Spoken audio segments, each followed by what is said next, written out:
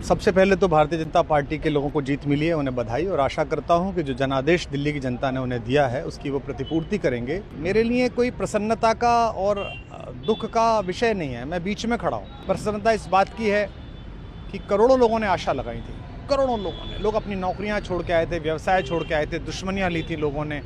उन सब की हत्या एक आत्ममुग्ध आदमी ने, एक चरित्रहीन आदमी ने अपनी निजी महत्वाकांक्षाओं की पूर्ति के लिए की।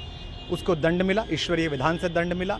आज टीवी पर जब जंगपुरा का निर्णय आया और सामने दिखाई दिया कि मनीष हार गया, तो सदा तटस्थ रहने वाली और राजनीति से विरत रहने वाली मेरी पत्नी जो है, उसकी आंख में आंसू आ गए, वो रोने लगी। क्योंकि उसी से उसने ये कहा था कि अभी तो है ताकत, और उसने कहा था भैया ताकत सदा तो नहीं रहती। तो ये अहंकार आशा करता हूँ अगले लोग नहीं करेंगे, जो बाकी दल है वो नहीं करेंगे, इससे सबक लेंगे। सबसे पहले तो भारतीय जनता पार्टी के लोगों को जीत मिली है, उन्हें बधाई। और आशा करता हूँ कि जो जनादेश दिल्ली की जनता ने उन्हें दिया है उसकी वो प्रतिपूर्ति करेंगे। और वे सब आम आदमी पार्टी के लाखों करोड़ों कार्यकर्ता जो अन्ना आंदोलन से आए, जिनके बहुत ही निश्चल, निष्पाप और बड़े भारत की राजनीति को बदलने के सपने की हत्या एक निर्लज्ज, नीच, मित्रहंता, आत्ममुग्ध और चरित्रहीन व्यक्ति ने की, उसके प्रति तो क्या संवेदना। दिल्ली को उससे मुक्ति मिली। और मैं ये जानता हूँ कि अब जो आम आदमी पार्टी में लोग बच गए थे सत्ता के लोभ में, लालच में, पदों के लिए, उस पैसे के चक्कर में, वे सब भी अब वापस जाएंगे, लौटेंगे, कुछ अपने व्यवसायों में लौटेंगे, कुछ पार्टियों में चले जाएंगे। और पतन यहाँ से प्रारंभ हुआ है उन लोगों का। मेरे लिए कोई प्रसन्नता का और दुख का विषय नहीं है, मैं बीच में खड़ा हूँ। प्रसन्नता इस बात की है कि करोड़ों लोगों ने आशा लगाई थी, करोड़ों लोग अपनी नौकरियां छोड़ के आए थे, व्यवसाय छोड़ के आए थे, दुश्मनियां ली थी लोगों ने। उन सब की हत्या एक आत्ममुग्ध आदमी ने, एक चरित्रहीन आदमी ने अपनी निजी महत्वाकांक्षाओं की पूर्ति के लिए की। उसको दंड मिला, ईश्वरीय विधान से दंड मिला।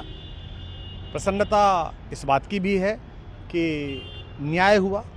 आज जब कहना नहीं चाहिए, लेकिन आज टीवी पर जब जंगपुरा का निर्णय आया और सामने दिखाई दिया कि मनीष हार गया, तो सदा तटस्थ रहने वाली और राजनीति से विरत रहने वाली मेरी पत्नी जो है, उसकी आंख में आंसू आ गए, वो रोने लगी। क्योंकि उसी से उसने ये कहा था कि अभी तो है ताकत, और उसने कहा था भैया ताकत सदा तो नहीं रहती। तो ये अहंकार आशा करता हूँ अगले लोग नहीं करेंगे, जो बाकी दल है वो नहीं करेंगे, इससे सबक लेंगे। और दिल्ली के नागरिकों को मैं अच्छे शासन के लिए बधाई देता हूँ। अब भारतीय जनता पार्टी अपने नेतृत्व में सरकार बनाकर दिल्ली के जो दुख थे पिछले 10 वर्ष के, उन्हें दूर करे। और आम आदमी पार्टी के समस्त कार्यकर्ताओं को कहता हूं कि आपने जिस किसी भी लोभ लालच में, सब कुछ जानते हुए एक ऐसे व्यक्ति के समर्थन में काम किया जिसने अपने मित्रों की पीठ में झुरा घोंपा, गुरु को धोखा दिया, अपने साथ कंधे से कंधा मिला के लड़ने वाली महिलाओं को अपने घर ला के पिटवाया, अपनी निजी सुख और साधन के लिए जनता का पैसा खर्च किया, अब उससे आशा लगानी छोड़ें, अब बाहर निकलें, अपना अपना जीवन देखें। मुझे राघवेंद्र सरकार राम की कृपा मिली, जिनका ये घर है, जिनकी कृपा से मैं यहाँ खड़ा हूँ। मुझ पर कृष्ण कृपा हुई कि मैं इस निर्लज्ज सर्कस से बाहर आ सका। मैं उन सब से भी अच्छे भविष्य की कामना करता हूँ कि वो कोई गंदगी ना फैलाएं कहीं भी, वो लौट जाएं अपने शिविरों में।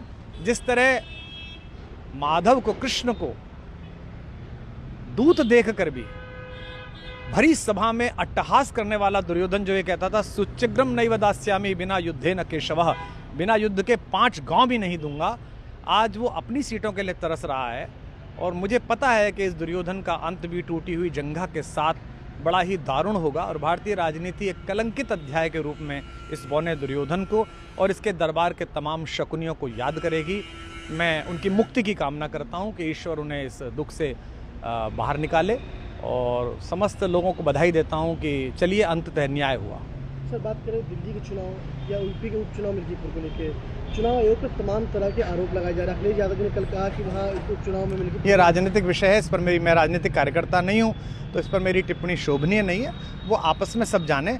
लेकिन दिल्ली के चुनावों को लेकर एक मिश्रित प्रतिक्रिया है। दुख है कि अन्ना आंदोलन से एक ऊर्जा जो पैदा हुई थी, जिससे देश में एक सकारात्मक बदलाव हो सकता था, एक वैकल्पिक राजनीति हो सकती थी, उसकी हत्या एक अहंकारी आदमी ने, एक आत्ममुग्ध और असुरक्षित आदमी ने कर दी। मैं आशा करता हूं कभी ना कभी भारत में ऐसा सूर्योदय किसी न किसी दल में अवश्य होगा, जो भारत को जहां पहुंचना है वहां पहुंचाने का मार्ग प्रशस्त करे।